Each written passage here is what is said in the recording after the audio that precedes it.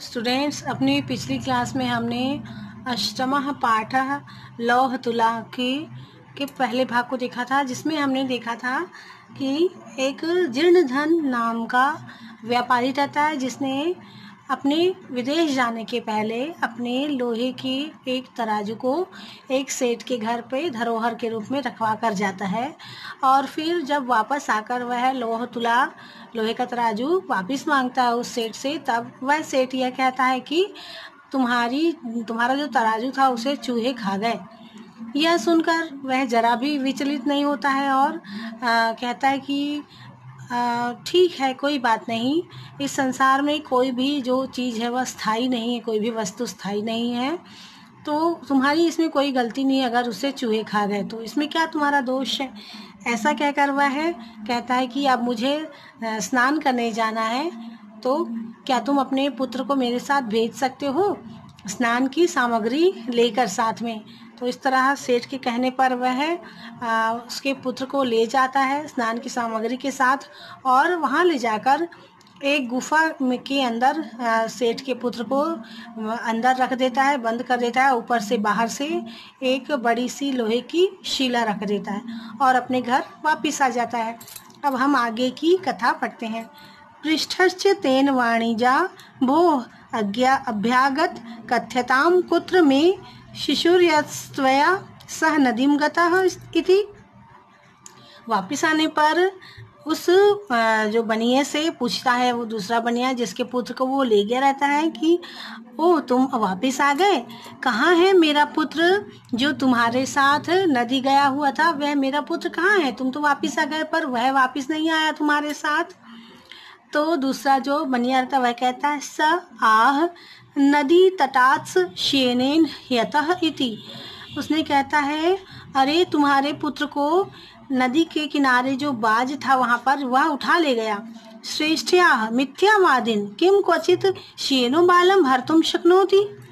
कि तुम झूठ बोल रहे हो, क्या कभी कोई बाज जो है वो बालक को उठा सकता है?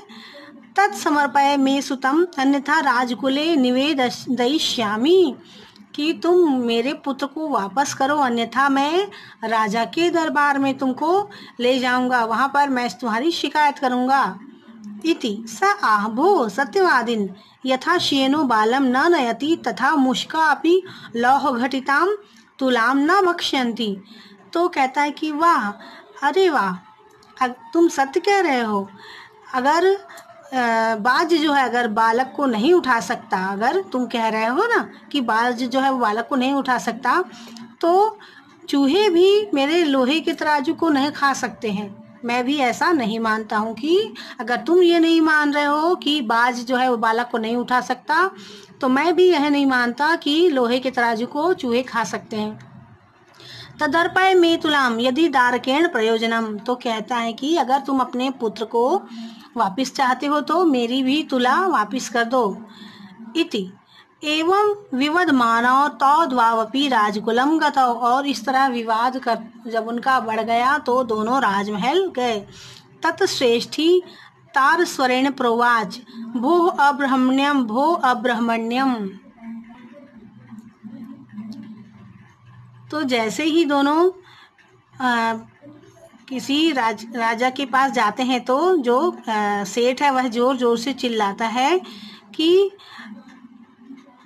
मेरे साथ बहुत ही अधर्म हुआ है, घोर अन्याय, ऐसा कहता है वहां पहुंचकर जोर जोर से। मम शिशुर्नेन चौरिणा अपहृता इति। चौरिणा अपहृतः कि मेरे शिशु मेरे पुत्र को चोरों के द्वारा अपहरण कर लिया गया है। इस तरह से वह चिल्लाता है जोर जोर से कि मेरे साथ बहुत बड़ा अन्याय हुआ, घोर अन्याय, मेरे बेटे को चोरों ने अपहरण कर लिया है। अथ धर्माधिकारिण तमुचुः भो संपर्यताम श्रेष्ठी सुतः। तो वह धर्माधिकारी जो रहते हैं राजा, उनसे कहते हैं कि उससे बोलते हैं कि आप ही पूछिए कि इनसे कि मेरे बेटे को ये वापिस करें।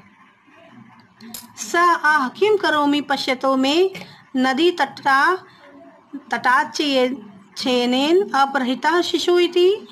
तो कहते हैं कि वह सेठ कहता है कि वह जीर्णधन नामक जो सेठ था वह कहता है कि मैं क्या करूं, मैंने खुद देखा कि नदी के तट पर एक जो बाज था वह इनके पुत्र को उठा ले गया।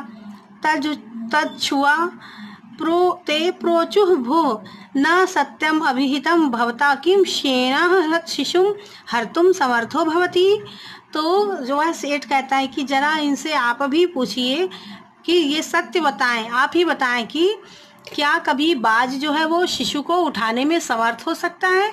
वह तो बाज होता है, वह इतने बड़े शिशु को किस तरह से उठाने में समर्थ हो सकता है।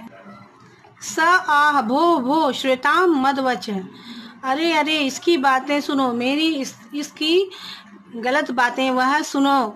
तुलाम लोह सहस्रस्य यत्र खादन्ति मूषिकाः राजतंत्र हरे छयेनो बालकम नात्र संशयः। तो वह कहता है जीर्णधन की अगर लोहे की तुला को अगर चूहे खा सकते हैं तो हरि की इच्छा के अनुसार अगर बाज जो है वह भी शिशु को उठा कर ले जा सकता है, इसमें कोई संशय नहीं है। अगर लोहे की तुला को अगर चूहे खा सकते हैं तो इसमें कोई संशय नहीं है कि बाज जो है वह भी एक शिशु को उठाकर ले जा सकता है। त्रे पोचु कथम एतत्, और उसके बाद वह कहता है कि इनकी मेरी बातें सुनो और मुझे बताओ। ततः स श्रेष्ठी सभ्यनाम अग्रे आदितः सर्व वृत्तांतम निवेदयामास, और उसके बाद वो जो श्रेष्ठी है वह सभ्यता से सब वृत्तांत सुनाता है, उन महाराज को सब वृत्तांत सुनाता है। जो जीर्णधन है वह सारा वृत्तांत सुनाता है। ततस्तैर्विहस्य द्वावपि त्वौ परस्परम संबोध्य तुला शिशु प्रदानेन संतोषितो। और इस तरह जब राजा सबकी दूसरे की बातें सुनते हैं, एक दूसरे की उन दोनों की, तो फिर उनका विवाद निपटाते हैं और कहते हैं कि तुम दोनों एक दूसरे को समझाते बुझाते हैं दोनों को, और कहते हैं कि दोनों एक दूसरे का के जो सामग्री है वह आदान प्रदान कर दो, तुम इसकी तुला को लौटा दो और ये तुम्हारे पुत्र को लौटा देंगे। तो जब दोनों का आदान प्रदान हो जाता है, जो एक सेठ है उस दूसरे जीर्णधन की तुला लौटा देता है और जीर्णधन जो है दूसरे सेठ के बेटे को लौटा देता है, तो फिर दोनों संतुष्ट होकर अपने अपने घर चले जाते हैं। तो मुझे आशा है कि आपको ये कथा समझ में आ गई होगी, और इस तरह की जो सही उपचार किया जाता है लोगों का, जो झूठ बोलते हैं उनका ये सही उपचार एक तरह से बताया गया है इसमें। तो जैसे को तैसा ही होना चाहिए। इस पाठ के कठिन शब्दों को आप अपनी नोटबुक में लिखेंगे और अगली क्लास में हम इस पाठ के प्रश्नोत्तर को हल करेंगे।